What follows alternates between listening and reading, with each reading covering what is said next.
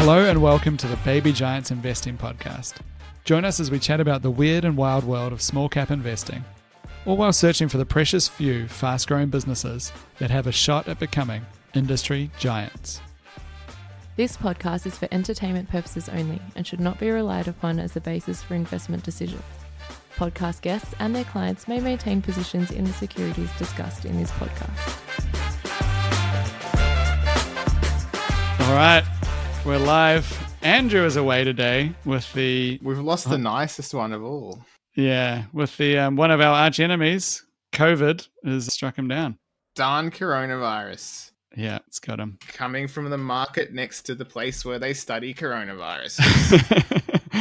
Hopefully you feel better, Andrew. But yeah, we can jump off, get into it. Claude, you've got some good news for us today. Yes, that's right. Well, I've taken up the mantle. Obviously, Andrew's not here, so I decided that I'd come up with some good news. I know you mostly do it, Matt. But what I landed on was this Australian solar tech that may have found a solution to the storage problem, right? Mm-hmm. So there's an article in Renew Economy about this by Giles Parkinson. The company's called Raygen. It has, big investors, a bunch of oil companies, of course, and a few other smaller players. And essentially what it has supposedly developed is an incredibly high efficient solar module that they install on a tower and then use mirrors essentially to point sunlight towards that module. Now that's different from the old solar with mirrors, which used to use heat energy to heat a chemical that was in those towers. And it's actually capturing both the photovoltaic energy and also then transporting that heat energy directly underground into this sort of underground reservoir of water that's kept at 90 degrees Celsius, and then that uses an off-the-shelf technology to kind of engine Rankine cycle turbines, they're called. I don't even exactly know how they work, but that can turn that heat energy back into power energy, which means that they, to a degree, solve the problem that solar plants have, which is that their energy is not dispatchable. And when it comes to nighttime, they turn off. So, it's obviously it's now moving forward into trying to have its first commercial project. But yeah, I'd say that it's good news. It's good news on a number of fronts. Obviously, good news for climate change, good news for power prices if they can have a new lower cost version of solar. And of course, good news for Australian companies and technologies. It would be great if we could actually, develop and profit from some of our intellectual property that we develop in Australia. Can I be the negative one if you're the positive one now? Yeah, I would expect as such. No, I'm just skeptical of, I see a lot of claims of the storage stuff. So I guess I just want to see that it works commercially, is probably what I'd say. I did have a read and I think it is promising. It's definitely the biggest challenge that we have to fully decarbonize if we're going to not use nuclear or something else. So I think it's good news if it all works. I'm just, I guess, skeptical of seeing that these things actually deliver. Yeah, that's right. It can take a very long time as well, even if it works. I thought we could perhaps have a little segue into the ASX listed company, Genex, that is also probably the final renewable energy play or pure play, at least on the ASX. I don't know if you've ever looked at this, Matt. Have you? I have, yeah. So they're doing a combination. They're doing some pumped hydro storage, right? Through in an underground. That was the original flagship project, and that actually has probably been the slowest thing because I guess it's new tech. Yeah. In the meantime, and there was a takeover offer which didn't quite complete. Yeah. Yeah, that's exactly right. There's been actually a real roller coaster, and now it's actually gotten back down to, I guess, closer to its lows. Essentially, it's not actually quite at its lows, but it's definitely sitting down there after having a tumultuous time. But supposedly after all these years is on the verge of, in the next 3 years, getting its pumped hydro system up and running, which should have a massively positive effect on revenues anyway. And so, yeah, it's an interesting one.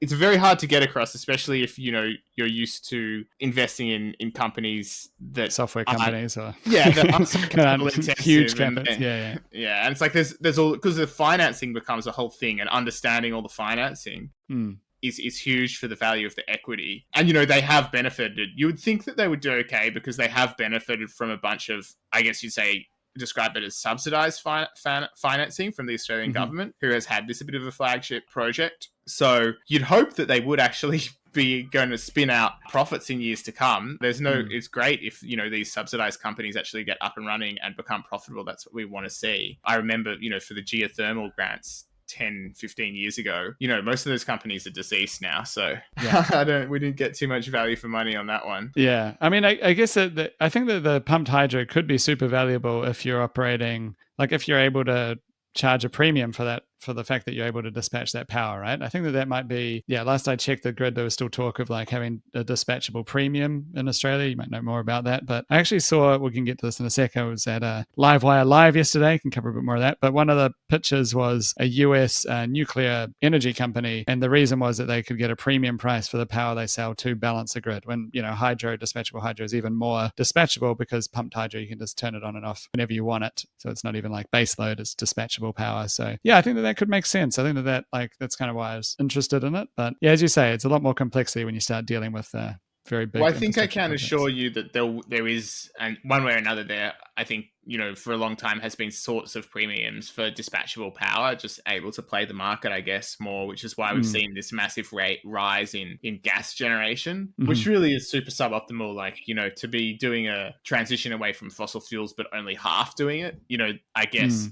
If your solution to having solar energy is also to have gas, then you've kind of got to think of the solution holistically as a solar plus gas solution, which is not fully carbon neutral. But of course, there are other ways, and you can, this is one potential. The advance I was talking about is one potential, and obviously, nuclear is another, to have some clean baseload as well, which obviously makes things easier if you just have, like, say, 30%. But one way or another, the technology keeps developing on a number of fronts. And so I think there's actually multiple ways that to win here. And it would just be really good to see Australian companies be able to profit from exporting some of that long term. Something like Genex, again, I don't really know how you go and export that know-how. It just probably becomes another huge multi-year capex stuff. It's outside of my zone of comfort, or whatever it's called. Yeah, it makes sense. Yeah, well, maybe just staying on renewables kind of segues as well to so Livewire Live event. There was a event in Sydney yesterday, which had headlined by Jeremy Grantham, which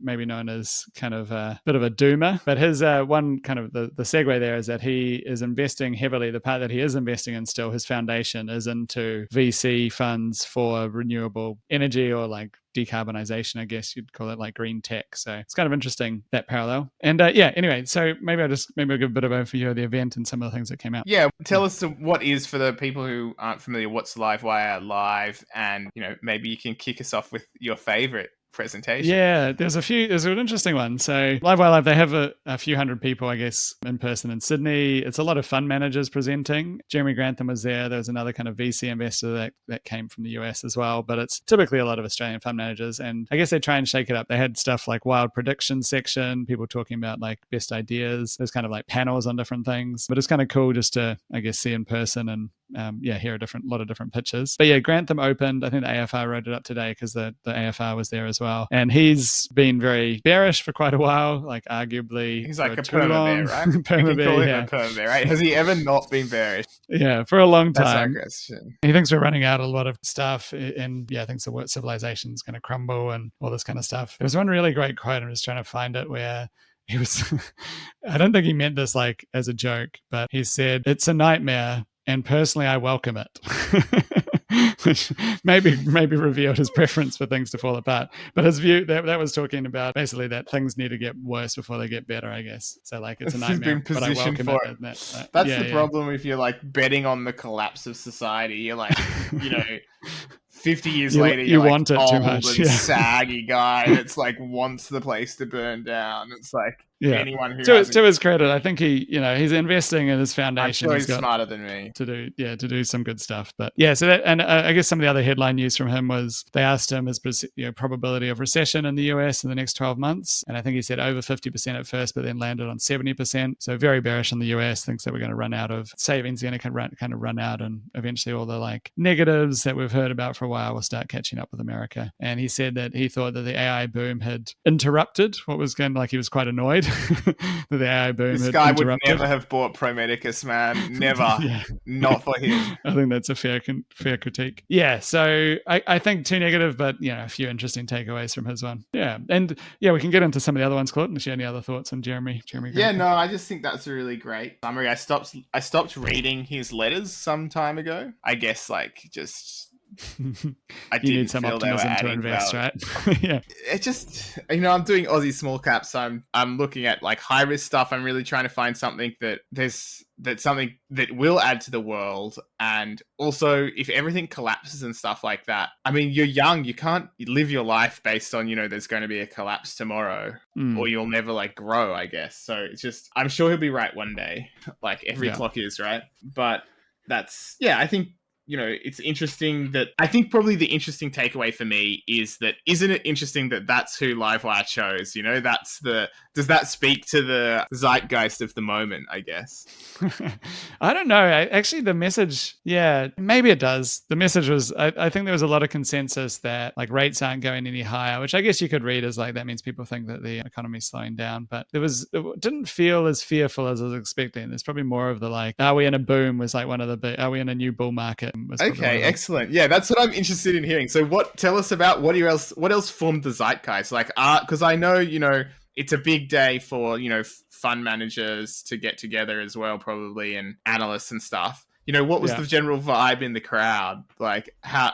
Yeah. I think the vibe was Insto money is going in the next 6 months. Yeah, I'd say probably leaning, not scared, I guess would be what I'd describe it as. There's themes that people are excited about, like AI. There's plenty of people very, very bullish on that in a way that probably wouldn't have been as publicly bullish in the down period in 2022. So I guess that was some of the zeitgeist. There was also just quite a divergence of opinion, which I guess is good, right? On some areas. So we had someone, I think Christopher Joy presented something which was pretty bearish and very, data heavy. Then one that I kind of stuck out to me was one of the presentations talked about the role of super in Australia and how much it's coming to dominate Australian, the market basically in society. So his crazy prediction was that Australia will become the richest country in the world. We've gone from 15th to 4th richest since super has been introduced, and that super will make us the richest country in the world, and kind of gave a few stats on just how big super is that I thought were interesting. So he thinks by 2041 we'll have 439,000 per person, which is 9.2 trillion. Just talking about how such a vast pool of money that it is, and some of the flow through effects of having that much money in savings in super. Yeah. Do you have any ideas, or do you ever try and get that angle on the stock exchange? It's one thematic. You've identified a long-term thematic, right? So the second question is, how do we profit from that? Yeah, I mean, the first thing when I first moved to Australia, this is 2013, 14, it just stuck out to me as insane, not insane, but insanely good. It's just how big and dominating Australian super would be. Just do the maths on it, right? Because that pool of funds increase by, whatever the stock market goes up each year, say 8 to 10% typically. But it also increases by a very large share of GDP every year. So you have this compounding effect where it just becomes huge and it starts to dwarf the size of the economy to a surprising degree. And so my thought then was is this just going to push up valuations over time? Because you have all this capital, where does it go? And I think I got a lot of pushback at the time when we were chatting it in the office. You probably don't remember this one, Claude. And people thinking, it won't really have any effect. But I think maybe it's starting to happen. And his point, one of the presenter's comments was, does this mean we have to buy CSL on 100 times earnings? It's just that idea, could everything, all of the large caps in Australia be pushed up? Yeah, this is exactly, I think it is happening, mate, because you got also within this superannuation, you've got a certain, this is I can't believe I tell people this, but here it is. So what's happening is that you have all of the young people that are advised to go in the growth option on their superannuation, but that's the money that's not getting withdrawn, right? That's the money that's getting added to every month. So the people in balanced, or they're the ones that are slowing down, and then conservative, they're going to withdraw it soon. The people that are still adding more into their super more and more and getting raises and stuff like that, they are the young people who clicking the growth box. That's why you have stuff like Ordinate that if you actually manage to pull the trigger when it's cheap, it's still actually expensive even when it's cheap. So that's this game of chicken with yourself, because then, it's got Australian super as a substantial holder, or at least it used to. I can't remember. You might be able to fill me in. Mm-hmm. But the point is, I'm telling you this, Ordinate's a great example of a small cap stock that's gotten it's getting growth allocations from super, Yeah. and it's just getting rammed, and then it's just share price go up, and it can still fill its boots with capital raising apparently. So that just shows the demand. Obviously, Pro Medicus, another beneficiary of these ones. Like, you obviously, if they mess up so badly that they stop getting those flows, then the party's over. So it's not like a guaranteed win, but whilst they remain in that favor, they're getting the fire hose. You just sit there and enjoy the massive valuation. P 100, 120, whatever, man. Yeah, where does it stop? Phil King of Regal actually it's kind of related, not on the super thing, but more broadly. He called it the passive bubble, but basically passive investing as a bubble that's pushing up asset prices. And obviously he's an active investor. Almost everyone there who presented a view on anything, it just so happened to align with what product they sold or managed, right? So keep that in mind. So I think the other thing was for full info for people that obviously there's lot to be gained from reading some content from Livewire or seeing their presentations and stuff, but also the funding model of Livewire is they're taking advertising from fund managers, funds. Right? So that's just something to keep in mind, obviously. Yeah, I think that's very fair. How critical, whatever else. But yeah, I think that's fair. But yeah, the passive bubble thing, that was probably one of the more heated ones, because Phil King, Matthew Kidman, I think he said that he thinks it's more like a secular thing. It's not just a, cyclical bubble and passive. And Phil King said something like, when the Matthew Kidmans of this world think that it's just temporary, then that's when I know I'm right. Which I don't know. Matthew Kidman's there. Yeah, he's hosting the panel, right? I don't know how good friends with that. It's his thing. That's pretty funny. So he's basically, yeah, well, you're basically he's saying you're my contra, or people like you. It's not even like you. It's even worse. It's like the Claude Walkers of this world, right? It's even worse than just saying when you think that. It's like a group of you. Anyway. So yeah, I think that's actually an interesting one, this passive bubble, because I don't know if we've talked about it much on the pod, but there's a guy in the US, Michael Green, who's incredibly intelligent, not saying he's right, but he's very intelligent, who lays out a case for what passive does to markets and talks about all these things that he thinks it distorts. So he thinks it pushes up valuations, it increases volatility, it becomes kind of self-fulfilling. And so I guess his view is that we will have passive just keep growing as a share until it breaks the market. This is Mike Green's view. I'm not saying that's what Phil King said, but I think that it is indeed a horror because capital markets are supposed to add value to society by allocating capital efficiently. That's what we're supposed to do. We have this industry that is supposed to justify itself because we're engaged in the efficient allocation of capital, which is to the good of society. That's how the companies that need to be done, that make sense, that have demand, that have a product, they get funded, they come up, they create the better world, and the other ones die. Now, capitalism's never been perfect, and it's always, it doesn't have a rights-based framework in this, so you need to start bringing in rights-based morality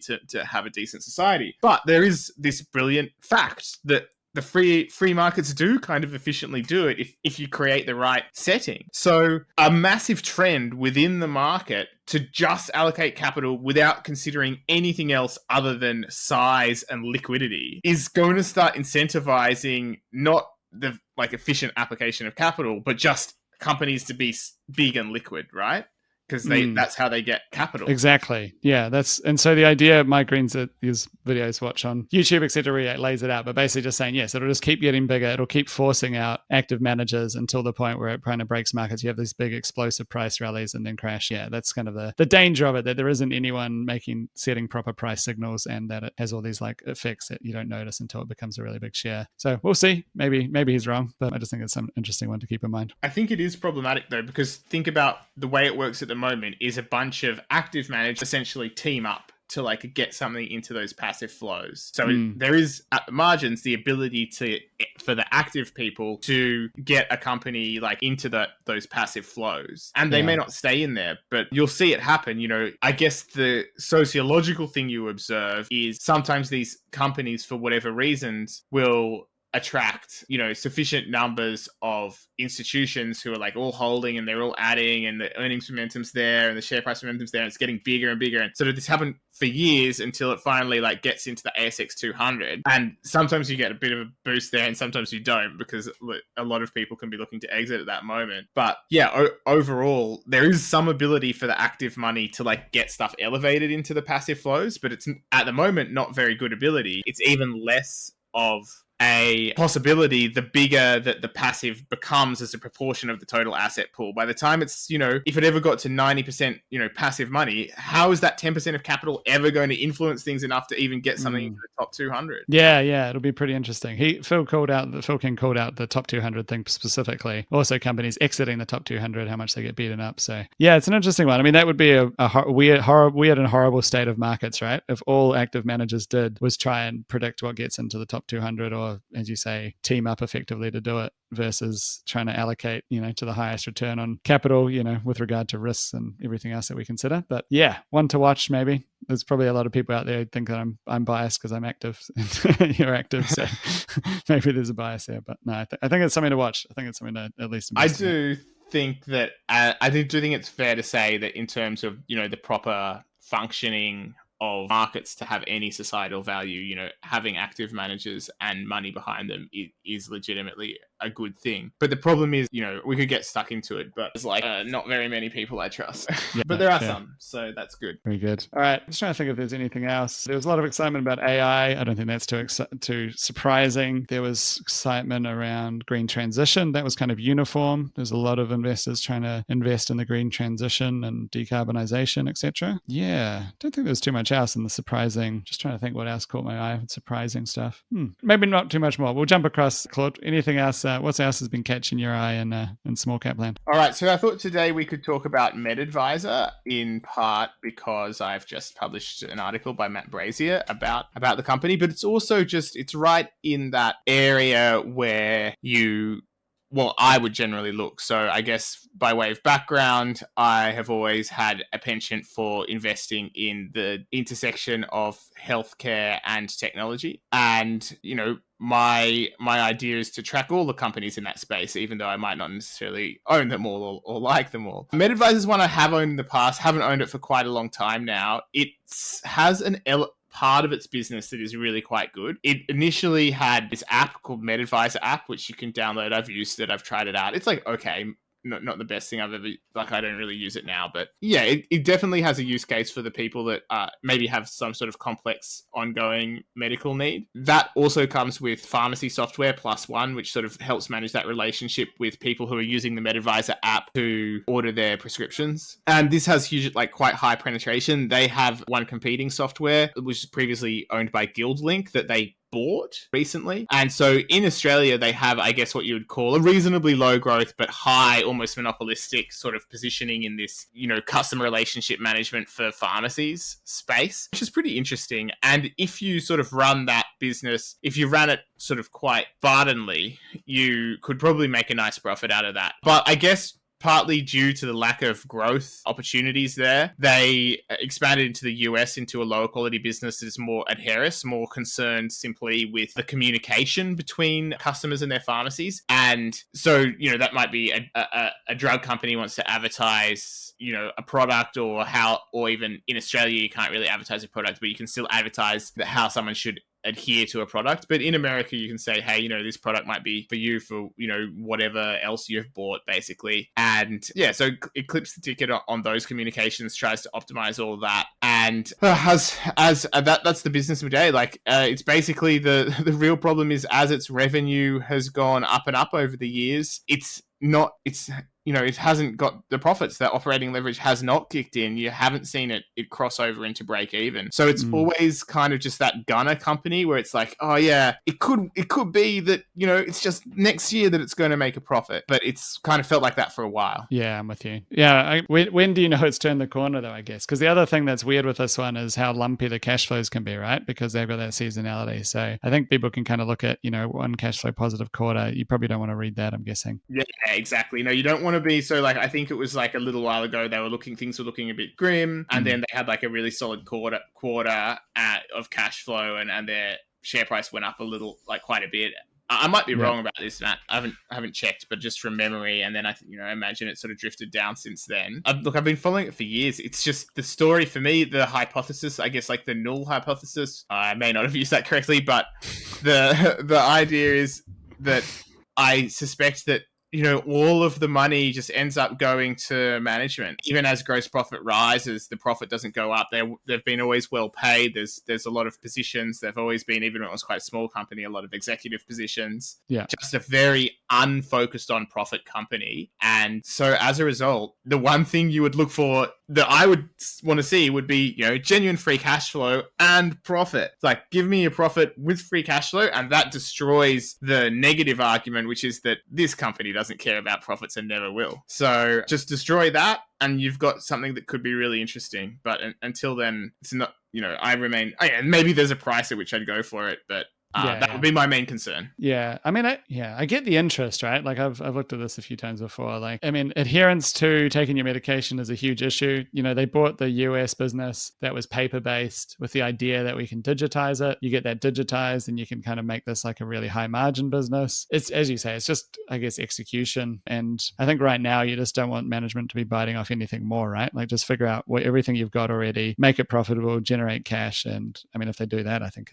it could re-rate significantly, right? But yeah, for sure. But then, of course, if they're running out of cash, the favored way to cover that up is to be like, we're going to do like a capital raising for acquisition and working capital. Yeah, not ideal. Yeah, cool. All right. Anything else you wanted to chat about, Claude? Oh, yeah, actually, there was one last thing that I was going to chuck in. So I just had a couple of ideas about how do you capture the flows into superannuation. Definitely keen for any listeners to chuck in their 2 cents or let us know if maybe you want to discuss one in the future. But just in the sector generally, I don't own any of these right now, but Australian ethical investment, not super cheap, but as I love that demographic aspect to it. We've got fiducian portfolio services.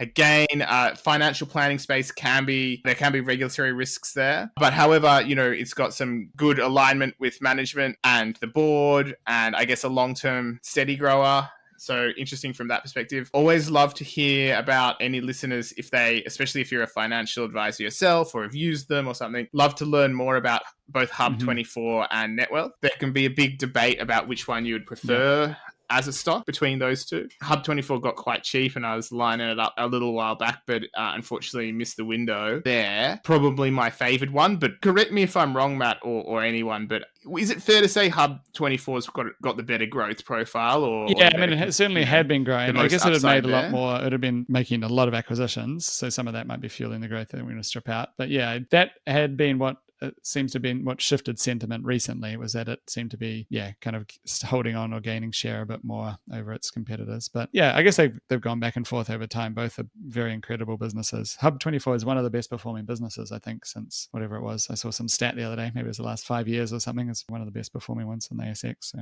Yeah, and it's one that I actually looked at, like it would have been a 15 bagger for me easily. Like I could have done it back in Hidden Gems days. It was on on the list kind of thing.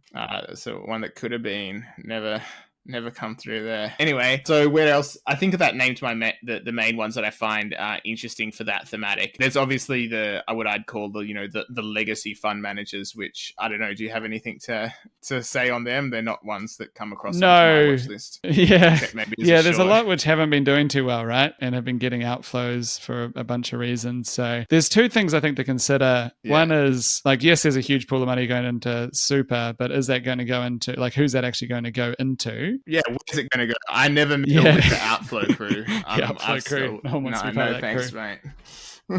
Not a fun crew. That's for the guys that are in suits, man. Yeah, so two things. One is, industry super, the big industry super funds do seem to be dominating. And so that's that's one negative potentially for Australian Ethical we talked about. If they're doing fine at the moment, but there has been pressure to consolidate. They've benefited from that consolidation. They could potentially not benefit if they started to underperform. But that it is just, it's interesting how much is concentrating into these big few industry super funds. And so, some of the, it's massive concentration. It's also a big concentration of power. It's an oligopoly. Because you consider that they're going to potentially have board seats, like votes. There's a lot of power that will go to this small group that will control $9 trillion. Like that's a lot of money in like global standards, right? Like that's so yeah. I think I don't know how to play that to your question as much, but it is something to consider for sure. Like, yeah. Right. The way is like join the Labour Party, get in the local unions, like start climbing the ranks. Like it's the way to play it. Cool. Well, before we offend anyone, that might be a good place to start. I'm not saying like no, like there's nothing wrong with that, man. Like, climbing the ranks in Commonwealth Bank, climbing it in the Labour Party is all the same to me. Like each to their own. Yeah, we'll keep it brief there today. Hopefully Andrew's back next week. We might potentially have an interview coming up with the companies soon as well. So yeah, anyway, watch the space. Hit us up on Twitter if you have any questions. Yeah, and let us know the way to play the superannuation flows. Another one is premium, actually, which has been on the radar on and off over the years. Closer to the outflow crew in the position between those two. Yeah, true. Yeah. Not on the top of the watch list, but anyway. Yeah, fair enough. All right. Cool. Excellent. Thanks very much for listening. Catch you next time. Thanks, everyone.